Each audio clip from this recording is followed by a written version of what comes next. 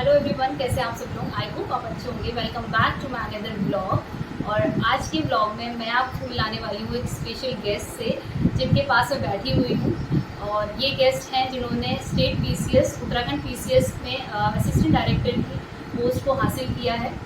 तो मैं बात कर रही हूँ रजनी देवराड़ी मैम से। तो अभी हम मैम से बात करेंगे और जानेंगे उनकी पूरी जर्नी कि किस तरीके से उन्होंने तैयारी की, क्या बुक लिस्ट उन्होंने फॉलो की, क्या उनका स्ट्रेटजी रही इस एग्ज़ाम को क्लियर करने की, और कैसे उनका सफ़र रहा उस तैयारी से लेकर इस मुकाम तक पहुंचने के लिए। तो चलते हैं मैम के पास और मैम से बातचीत करते हैं और जानते हैं कि किस तरीके से उनकी जर्नी ये पूरी की पूरी रही है। तो कंग्रेचुलेशन मैम, सबसे पहले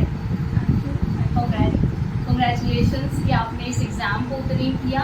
प्लस कंग्रेचुलेशंस कि आप एक प्यारे से बेबी को जन्म देने वाली हैं और उनके जन्म से पहले ही आप इस मुकाम पे पहुंच चुकी हैं कि वो गर्व से बोलेगी कि मेरी मम्मा पीसीएस ऑफिसर है। तो सबसे पहले आप जो भी हमारे व्यूवर्स हैं उनको थोड़ा सा अपने बारे में बता दीजिए कि आपकी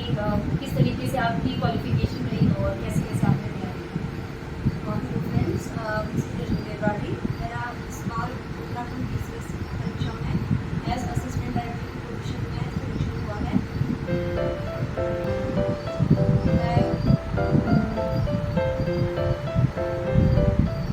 मैं बॉर्न एंड ब्रॉट अप नगर में भी हूँ और मेरी स्कूलिंग यहाँ के गवर्नमेंट स्कूल से हुई है। मेरा 12वीं की जो मेरी पढ़ाई है वो हमारे लोकल के शांतिपुरी गवर्नमेंट इंटर कॉलेज से मैंने कंप्लीट की है। उसके बाद मैंने पत्रकार यूनिवर्सिटी से ग्रेजुएशन किया है और फिर मैंने मास्टर्स किया है तमाम यूनिवर्सिटी से। तो मैम, जो सब्जेक्ट्स आपके रहे हैं इस एग्ज़ाम में, वो आपके ग्रेजुएशन या मास्टर से रिलेटेड रहे हैं या फिर उसके अलावा आप अलग सब्जेक्ट्स में इस एग्ज़ाम को दिया है? नहीं, एक्चुअली मैं साइंस बैकग्राउंड लेकिन जो पीसीएस की परीक्षा मैंने पास की है उसमें ह्यूमैनिटी के सब्जेक्ट्स में ज़्यादा फोकस होता है, लाइक हिस्ट्री, ज्योग्राफी, इन चीज़ों पर फोकस होता है। तो मैं हमेशा आर्ट स्टूडेंट नहीं है, मैंने सिर्फ मास्टर्स अपने सोशियोलॉजी से होती है। तो मैम, आपको मतलब बचपन से ही ऐसा था कि ऑफिसर बनना है या फिर कुछ टाइम बाद ग्रेजुएशन के बाद आपको ऐसा लगा कि अभी इसकी तैयारी करनी चाहिए? तो मतलब आपने इस एग्ज़ाम की तैयारी जो है वो बेसिकली स्टार्ट कब करी, कैसे करी, और कैसे आपको मोटिवेशन मिला कि आपको एक पीसीएस ऑफिसर के लिए तैयारी करनी है? मतलब मैं ऐसा तो नहीं कहूँगी कि मैं बचपन से पीसीएस ऑफिसर बनना चाहती थी, शायद मुझे बच्चों को पता भी नहीं होगा कि पीसीएस ऑफिसर क्या होता है। ग्रेजुएशन के दौरान कुछ बच्चे मेरे साथ में तैयारी कर रहे थे, तो हल्का सा मेरे दिमाग में एक जस्ट आइडिया था कि मैं भी कर सकती हूँ और मुझे करंट अफेयर्स, जीके वगैरह पढ़ने में थोड़ा इंटरेस्ट था। तो फिर मैंने भी अपनी लाइन को थोड़ा सा चेंज करके मैंने मास्टर्स तमाम यूनिवर्सिटी से करा और अपनी तैयारी पीसीएस एग्जाम की शुरू की। मैम, आपकी तैयारी कौन सी है आपने शुरू की थी? इट्स अराउंड 2016 लास्ट 2016 स्टार्ट किया था लास्ट। ये एग्ज़ाम जो था प्री एग्ज़ाम ये 2021 में हुआ था आई गेस। हाँ, 2022 में ये एग्ज़ाम हुआ था। 21 में फॉर्म लिखे थे और 22 में ही का एग्ज़ाम हुआ था और 23 में इसका मेंस का, 4 में इसका इंटरव्यू हुआ और then रिजल्ट हुआ। तो मैम, थोड़ा सा जितने भी एस्पिरेंट्स तैयारी कर रहे हैं, जो भी कर रहे हैं, अभी तो सारी चीज़ें वैसे ऑनलाइन माध्यम में सबको मिल जाती हैं। यूट्यूब पे या फिर किसी भी ऑनलाइन प्लेटफॉर्म पे सारी चीज़ें अवेलेबल होती हैं, मटीरियल्स अवेलेबल होते हैं। बट फिर भी अगर कोई एक नया एस्पिरेंट है जिसको इस चीज़ के बारे में नहीं पता है और अगर वो मल्टीपल ऑप्शंस देख के अपने जो गोल है, जो उनकी तैयारी है, उससे डाइवर्ट हो जाता है, तो उन एस्पिरेंट्स को आप क्या सजेस्ट करेंगे कि किस तरीके से उनको किस मटेरियल को फॉलो करना चाहिए, कि कितनी मटेरियल्स को वो फॉलो करें और किस तरीके से बुक लिस्ट को अपनी सेलेक्ट करें ताकि वो कम से कम मटेरियल को यूज़ करके जल्दी से जल्दी सिलेक्शन ले पाएँ? डिस्कशन में तो मैं यही कहूँगी कि ऑनलाइन आजकल एक अच्छा माध्यम है जिससे बच्चे अपनी तैयारी को अच्छा कर सकते हैं। लेकिन कुछ प्राइमरी लेवल पे कुछ बुक्स होती है, बेसिक बुक्स होती है, उनको भी पढ़ना थोड़ा ज़रूरी है एस्पिरेंट्स को। और मेरे बेसिक बुक्स जो कि सभी जो लोग फॉलो करते हैं, मैंने भी उन्हीं को फॉलो किया था। लाइक मैंने पॉलिटी पे लक्ष्मीकांत को पढ़ा था, मैंने मॉडर्न हिस्ट्री में मैंने फॉलो किया था, इकोनॉमिक्स के लिए मैंने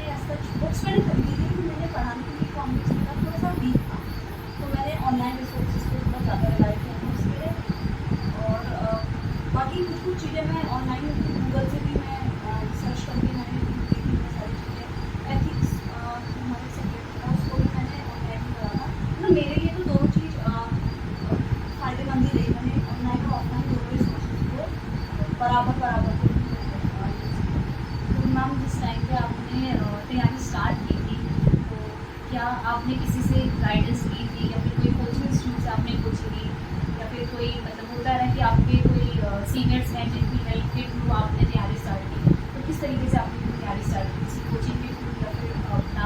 ऑनलाइन मीडियम से या फिर आपने सेल्फ स्टडी की करके?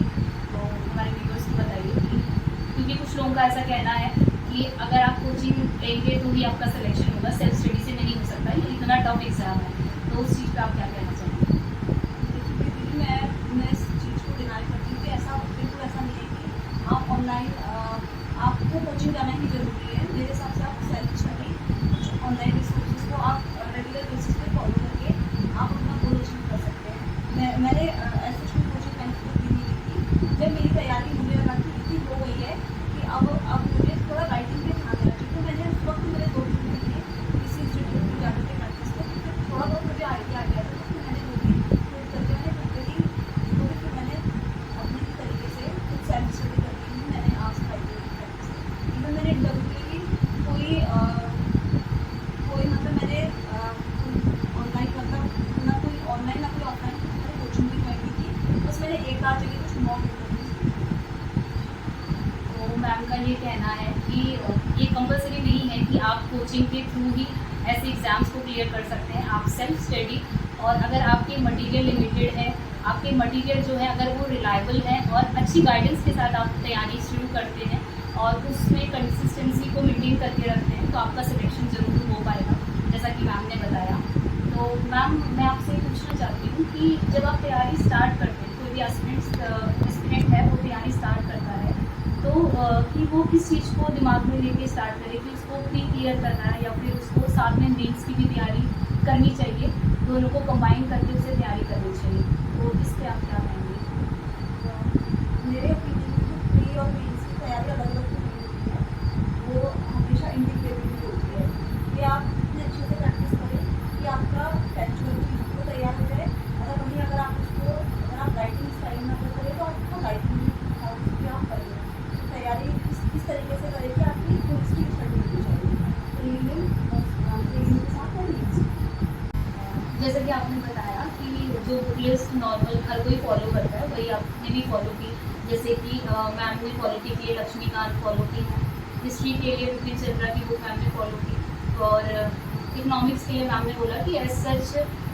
कोई बुक फॉलो नहीं की, लेकिन ऑनलाइन मटेरियल से और नोट्स वगैरह से या फिर वीडियो से मैम ने इकोनॉमिक्स को प्रिपेयर किया। तो मैम स्टेट के एग्ज़ाम्स में जो स्टेट की जीके होती है, जैसे आपने उत्तराखंड पीसीएस का दिया है, तो उसमें उत्तराखंड स्टेट के बारे में भी और उसकी भी अलग से बुक आती है स्पेसिफिक, तो उसके बारे में आप एक बार व्यूअर्स को बता दीजिए कि उत्तराखंड के लिए अगर हमें स्पेसिफिक उत्तराखंड के लिए स्टडी करनी है तो किस बुक से पढ़ना बेस्ट रहेगा? उत्तराखंड के लिए बेसिकली परीक्षा वाणी की बुक आती है, केस जो उनकी टॉपिक है उसको आप पढ़ सकते हैं। दूसरा मैंने एक अजय सिंह रावत करके बुक पढ़ी थी, बुक है काफ़ी अच्छी बुक है, मैंने पढ़ा था, और एक विंसर की बुक मैंने पढ़ी, बस मैंने ये 3 बुक बाकी मैंने ज़्यादा और मैम करंट अफेयर्स का डाउट सभी को रहता है कि लास्ट 6 मंथ के करंट अफेयर हम लोग तैयार करें या फिर पिछले प्रीवियस 1 ईयर के करंट हम लोग तैयार करें, तो स्टेट के एग्ज़ाम्स में कितने मंथ की करंट अफेयर हम लोग को तैयार करनी चाहिए कि हमारा जो सिलेबस है और प्लस जो करंट अफेयर है वो कम्प्लीटली कवर हो जाए? बेसिकली सारे एग्जाम में ऐसे होते हैं कि आप लास्ट 6 मंथ की करंट अफेयर को अच्छे से रिवाइज कर लो, लेकिन कई दफ़ा स्टेट का एग्जाम ऐसा होता है कि टाइम थोड़ा ज़्यादा ले लेते हैं, तो 1 साल की करंट अफेयर के क्वेश्चन उसमें आ जाते हैं, तो वही और मतलब आप ऐसा देख लो कि 7-8 महीने की करंट अफेयर को आप मतलब 7 महीने की करंट अगर हम लोग कर लें तो वो सफिशिएंट रहेगी, हाँ, बाकी उसको अगर हमारे पास टाइम ज़्यादा है तो हम 1 साल तक उसको खींच सकते हैं। आप कर सकते हैं। और इस बार का जो जिस हिसाब से पैटर्न था वो 6 मंथ की करंट अफेयर से ही काम करता है। 6 मंथ की करंट अफेयर इस बार के एग्जाम्स में कुछ नहीं। और मैम एक बहुत इम्पॉर्टेंट एस्पेक्ट है किसी भी एग्ज़ाम को क्लियर करने के, जिसे हम लोग PYQ बोलते हैं, प्रीवियस ईयर क्वेश्चन पेपर्स। तो प्रीवियस ईयर के क्वेश्चन पेपर्स का कितना रोल रहता है किसी भी एग्ज़ाम को क्लियर करने के लिए? प्रीवियस ईयर के क्वेश्चन पेपर का मेरे अकॉर्डिंग बहुत ज़्यादा रोल होता है। कभी भी आप किसी भी एग्जाम की तैयारी अगर आप शुरू करते हैं तो सबसे पहले प्रीवियस ईयर में उससे रिलेटेड उस एग्जाम में किस टॉपिक से रिलेटेड क्या क्वेश्चन पूछे हैं, उसका एक बार जरूर ओवरव्यू कर देना चाहिए। उसके बाद अपनी तैयारी को बिल्कुल शुरू करना चाहिए। तो मेरी व्यूअर्स से यही मैं बोलना चाहूँगी कि आप पहले प्रीवियस ईयर के क्वेश्चन पेपर का एक बार एनालिसिस कर लें ठीक से, और फिर उसके बाद अपनी तैयारी को शुरू करें। और मैम जैसे एग्ज़ाम जब हमारा नज़दीक आने वाला होता है तो जैसे प्रीवियस ईयर तो हमने कर लिया, ठीक है, उसके बाद अलग अलग प्लेटफॉर्म पे हमें मॉक्स मिलते हैं, तो उन मॉक्स को लगाने का कितना फ़ायदा होता है और कितने मॉक्स हमें लगाने चाहिए, या फिर आपने अपने एग्ज़ाम में प्रीवियस जो आपका प्री का एग्ज़ाम था उससे पहले आपने कितने मॉक टेस्ट लगाए, मेन से पहले आपने कितने मॉक लिखे, तो इस तरीके से कि मतलब कितने मॉक्स हम लिखे कि हम लोगों की तैयारी जो है हमें लगे कि अब बस हो गया है, इतने मॉक्स काफ़ी, तो ऐसा कुछ। इसका ऐसे कोई स्टैंडर्ड मेजरमेंट तो मेरे लिए तो कुछ नहीं था, और मैंने बहुत ज़्यादा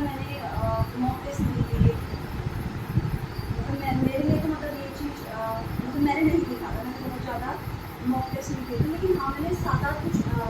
मॉक टेस्ट प्रीवियस ईयर के क्वेश्चन के लिए मैंने सॉल्व किया था। मॉक टेस्ट मैंने ऐसे कोई PYQ के लिए मैंने दिया नहीं था। मैंने सिर्फ उत्तराखंड पीसीएस के जो पिछले जितने 5-6 सालों के ऊपर ट्रेंड चल रहा है क्या वो फॉलो करें, मैं उसी चीज़ को देखा था और उसी के ऊपर मैं क्वेश्चन को मैं अपने को तो मैम ये तो था प्री और मेंस के एक तरीके से स्ट्रेटेजी हम बोल सकते हैं, या फिर आपकी तैयारी का एक निचोड़, और फिर लास्ट जो हमारी स्टेज रहती है वो रहती है इंटरव्यू की। तो इंटरव्यू शायद हमारा 1-2 महीने पहले ही हुआ था, जून या जुलाई आई गेस, कौन सी डेट में इंटरव्यू था हमारा? मेरा था 26 जून का मेरा इंटरव्यू था, और चले जो थे तो जुलाई तक चले 4 जुलाई तक। आपका 26 जून को था। तो मैम थोड़ा सा आप बता दीजिए कि इंटरव्यू में कैसा माहौल रहता है, जो बोर्ड रहता है वो मतलब आपको कंफर्टेबल फील कराता है, या फिर उनसे आपको थोड़ा सा एक नर्वसनेस होती है हर किसी को जिसने आज तक इंटरव्यू फेस नहीं किया, तो थोड़ा सा आप बता दीजिए कि आपका इंटरव्यू कैसा रहा, किस तरीके से आपसे सवाल पूछे गए, आपसे पर्सनैलिटी बेस्ड सवाल पूछे गए या फिर सिलेबस से ही आपके सवाल हुए, तो व्यूवर्स को एक बार बता दीजिए कि आपका इंटरव्यू किस तरीके से रहा। इंटरव्यू का मुझे जिस हिसाब से मेरा इंटरव्यू गया तो मैं उसके हिसाब से आपको बताती हूँ। मेरा इंटरव्यू थोड़ा फैक्ट बेस्ड थोड़ा ज़्यादा था मेरा इंटरव्यू, और थोड़ा मुझे ऐसा लगता है कि जितने भी पैनल मेंबर होते हैं तो आपको बाहर करने के लिए करते होते हैं, आपको सिर्फ रीज़न देना होता है कि वो आपको क्यों अंदर आते हैं। बाकी आपकी इंटरव्यू सिर्फ एक वो नहीं है, मतलब एक आप इसको ऐसे नहीं कह सकते कि मैं कितना पढ़ूँ कि मेरा इंटरव्यू क्लियर हो जाए। एक तरीके का पर्सनैलिटी टेस्ट भी होता है, और पर्सनैलिटी आपकी एक दिन में कभी नहीं बनती है, पर्सनैलिटी आपकी डे बाई डे एनहांस होते रहती है। तो इसका मैं ऐसे तो नहीं बोलूँगी कोई स्पेसिफिक तैयारी होती है इंटरव्यू की, क्योंकि पर्सनैलिटी सबकी अपनी डिफरेंट होती है, लेकिन कुछ जो चीज़ बेसिक है आपको कुछ करंट के जो टॉपिक्स है और टॉपिक्स चल रहे हैं उनको थोड़ा ध्यान देना चाहिए आपके इंटरव्यू के दौरान जो टॉपिक चल रहे थे, और बाकी आपके जो सब्जेक्ट है उस पर आपकी थोड़ा अच्छी कमांड होनी चाहिए कि उस पर क्वेश्चन फ्लो होते हैं। बाकी आपकी जनरल इंटेलिजेंस को चेक करते हैं, तो वो मुझे नहीं लगता कि कोई 1 या 2 मिनट को इंसान कर सकता है। मैम ये तो था कि पूरा तैयारी आपने किस तरीके से की, क्या क्या बुक लिस्ट आपने फॉलो की और कैसी आपकी जर्नी रही। तो एक छोटा सा सवाल जो भी आप फीमेल मुझे भी जानना है, क्योंकि सभी फीमेल्स जो भी हैं उनको ऐसा लगता है या फिर उनके अंदर एक थोड़ा सा डर होता है कि अगर क्योंकि जो एक एज होती है तैयारी करते करते 25, 26, 27 की एज हो जाती है, अगर आपकी तैयारी लंबी समय तक रही, क्योंकि स्टेट पीसीएस के एग्ज़ाम्स हमने देखा है कि बहुत फास्ट तो नहीं होते हैं, इस पूरे जो ड्यूरेशन है वो 4 से 5 साल हमारा मैक्सिमम लग ही जाता है। तो इस बीच अगर किसी की शादी हो जाए और उनको मतलब थोड़ा सा एक डाउट रहता है कि शादी के बाद हम लोग इस तैयारी में आगे बढ़ पाएंगे या नहीं बढ़ पाएंगे, किस तरीके की फैमिली हमको मिलेगी, मतलब ऐसा ना हो कि हम लोग अभी जो तैयारी कर रहे हैं शादी के बाद वो कहीं पे ब्रेक हो जाए। तो क्योंकि आप मैरिड हैं, आपकी तैयारी के बीच में ही आपकी शादी हुई है, आपने बताया कि आप 2016 में तैयारी एंड पे स्टार्ट किया, और जहाँ तक मुझे पता है कि आपका 2021 में शादी हुई थी और अभी 2024 में आपका सिलेक्शन हो गया पीसीएस ऑफिसर के लिए। तो आप इसको बहुत बेहतर तरीके से डिफाइन कर पाएंगे उन सभी महिलाओं के लिए, उन सभी फीमेल कैंडिडेट्स के लिए जो तैयारी और शादी के स्ट्रगल के बीच में जूझ रही है। तो थोड़ा सा आप इसके बारे में बता दीजिए, और जितने भी फीमेल व्यूवर्स हैं आपको देख रही हैं उनको थोड़ा सा इंस्पायर कर दीजिए कि अगर आपने किया है तो किस तरीके से वो भी इसको कंटिन्यू कर सकते हैं। इसलिए तो मैं यही बोलूँगी कि शादी और ऑपरेशन साथ में करना ये काफ़ी मुश्किल टास्क होता है किसी भी फीमेल के लिए, क्योंकि ससुराल वालों की आपसे कुछ एक्सपेक्टेशंस होती है। लेकिन मेरे केस में मैं बहुत लकी रही कि मेरा हस्बैंड बहुत सपोर्ट, तो उन्होंने मुझे बहुत ज़्यादा सपोर्ट किया हर मामले में। इवन जब मेरे एग्ज़ाम वगैरह वो भी पास होते थे, वो भी सपोर्ट कि तुम खुद मत करो, मैं खुद कर लूँगा, तुम बस पढ़ाई करो। तो इस तरीके से मतलब उन्होंने मुझे काफ़ी सपोर्ट किया हर चीज़ के लिए। काफ़ी क्वेश्चन इधर उधर से हो रहे थे, तो वो डील कर लेते थे कि उसको करना चाहती है। तो उन्होंने मेरे ड्रीम को अपना ड्रीम समझा, और आज इसी वजह से मैं यहाँ पे बहुत भगवान की कृपा और मेरे माता पिता के आशीर्वाद और अपने हस्बैंड के सपोर्ट से यहाँ पे पहुँची। तो जैसा कि मैम ने बताया कि जो फैमिली का सपोर्ट है वो बहुत ज़्यादा ज़रूरी है, क्योंकि ये जो तैयारी है ये एक